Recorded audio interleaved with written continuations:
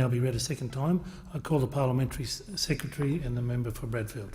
Thank you, Mr Deputy Speaker. I'm very pleased to rise to speak on the Corporations Amendment Streamlining of Future of Financial Advice Bill 2014. And in the brief time available to me, I'd like to make 3 points. The first is that the set of stronger legislative provisions for Australians, protections for Australians obtaining financial advice, which were introduced under the last government, are broadly supported by the Coalition. And we made that clear at the time, and that continues to be in our position. Having said that, Labor's Future of Financial Advice legislation nevertheless contains some troubling instances of legislative overreach where the costs of the measure, the social costs, exceeded the benefits. And indeed, in some cases, the consequence was that financial advice became less readily available than it had previously been. And therefore, the third point I make, Mr Deputy Speaker, is that the Coalition took to the last election a promise to make some amendments to the Future of Financial Advice legislation to get the balance right in this critical area so as to protect consumers and to ensure the greatest possible availability of financial advice. So let me turn to the first point, the broad support of the Coalition for the reform direction that was pursued under the previous government.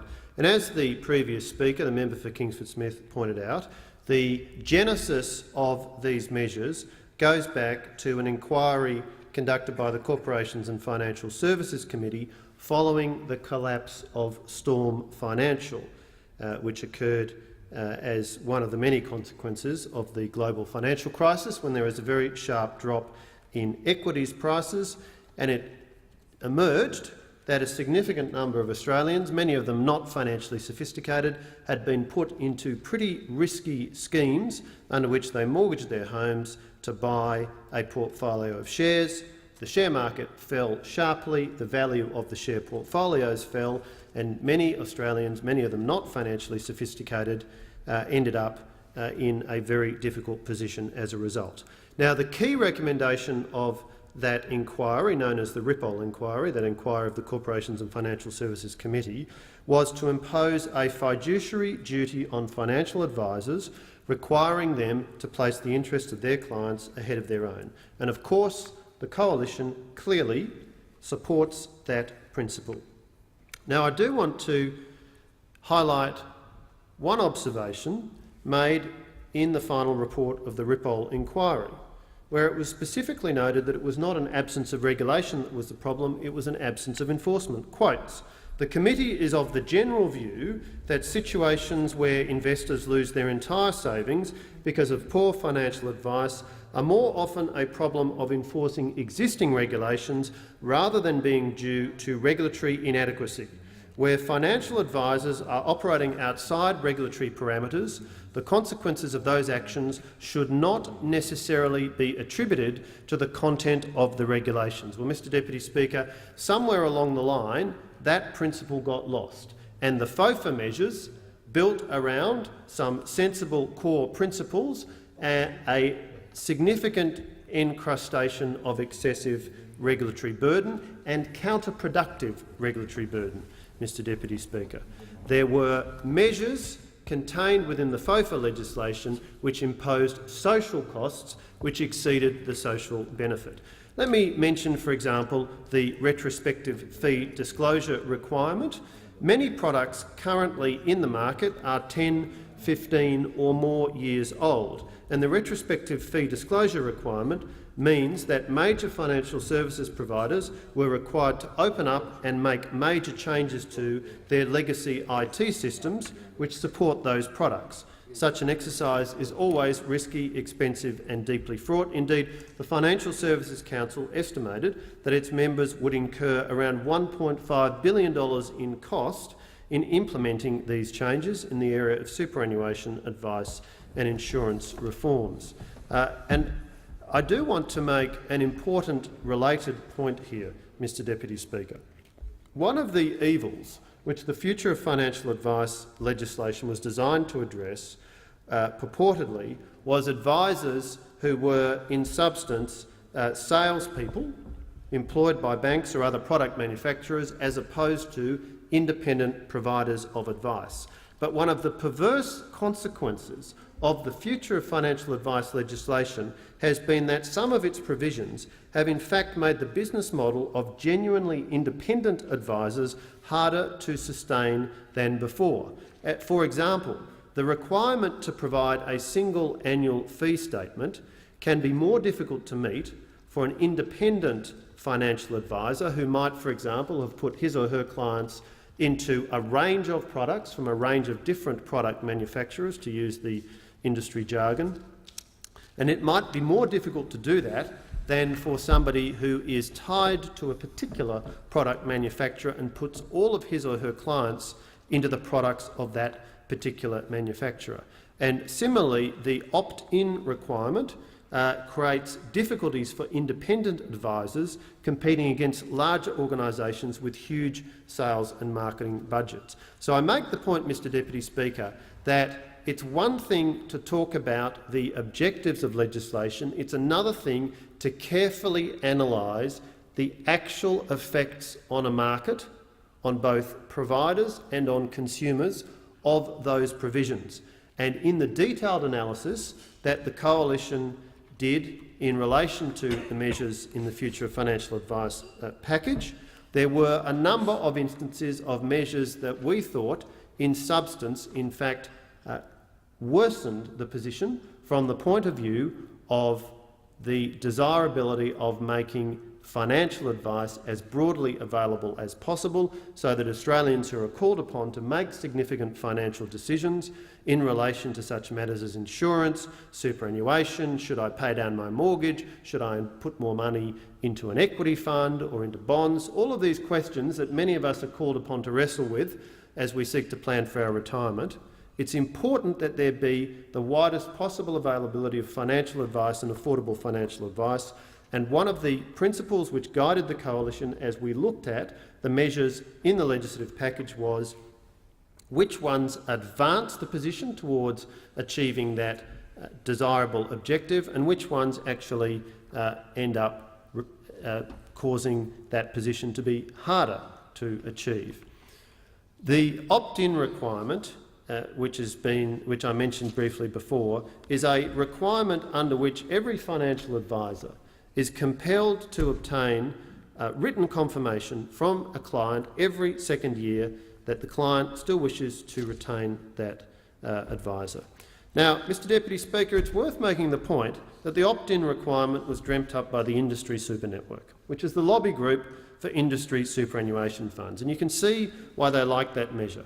It makes very little difference to the business model of the industry funds while doing a pretty effective job of disrupting the business model used by retail funds, in which financial advisors play an important role. Now, it no doubt did no harm at all to the Industry Super Network's prospects of getting a hearing on the desirability of introducing this opt-in requirement that the Minister for Financial Services and Superannuation at the time was our friend, the member for Maribyrnong, now the Leader of the Opposition, and he, of course, is a former director of a predecessor organisation of the biggest of the industry super funds, Australian Super. So again, I make the point, Mr Deputy Speaker, that there were a range of motivations swirling around, and a number of the provisions which ended up in the legislation were not necessarily motivated exclusively by a desire to protect Australian consumers. There may well have been other motivations which were also in the mind of the Rudd-Gillard-Rudd Labor government in introducing those measures. Another area which falls under that, of which the same analysis could be made, Mr Deputy Speaker, is that the future financial advice provisions had the effect of making it more difficult for financial advisors to deliver what is known as scaled advice. Now, scaled advice is another one of the jargon terms that pervades this area, but it refers to the provision of advice which is limited in scope to some extent. For example, advice on superannuation products rather than on a holistic financial plan. Now, feedback from the industry is that the current legislative provisions have resulted in increased costs and in significant legal uncertainty for advisors who do not feel that it truly allows them to provide scaled advice to their clients. In other words, the provisions as they presently operate may require an advisor to investigate all of the client's financial services, even when advice is sought on a specific and narrow issue. The consequence of that, Mr Deputy Speaker, is that Australians who seek financial advice on a specific and defined issue, in fact, may find it harder to get that advice because there's a set of legislative provisions which now make it more difficult for advisors to deliver that advice. And if you say that the policy objective is to maximise the availability of financial advice to Australians who need that, whether that be broad-ranging advice addressing the totality of their life and financial circumstances, or whether that be more narrowly defined financial advice, scaled financial advice, then we believe that some of the settings in the current legislation need revising. That's why, Mr Deputy Speaker, as I turn to the third part of what I want to say today, this bill gives effect to a commitment made by the Coalition at the last election that we would make some changes to get the balance right. The Corporations and Financial Services Committee in the last parliament, of which I was a member, contained a number of Coalition members and senators, and we issued a minority report with 16 recommendations and went to the 2013 election with commitments based upon those recommendations. We committed that we would remove the opt-in arrangements, that we would bring about the simplification and streamlining of the additional annual fee disclosure requirements, we would improve the operation of the best interest duty, and we would provide certainty around the provision and availability of scaled advice. I want to comment particularly, Mr Deputy Speaker, on the question of the best interest duty, because we've heard from speakers from the other side of the House that we, in some way, in the measures in this bill, are gutting the best interest duty contained in the legislation. Nothing could be further from the truth, as the most cursory examination of the legislative provisions makes clear. The first point I highlight is that the requirement for a financial advisor to act in the best interest of his or her client is set out in subsection 961B(1) of the Corporations Act, and there is no change to that provision contained in the bill before the House this afternoon.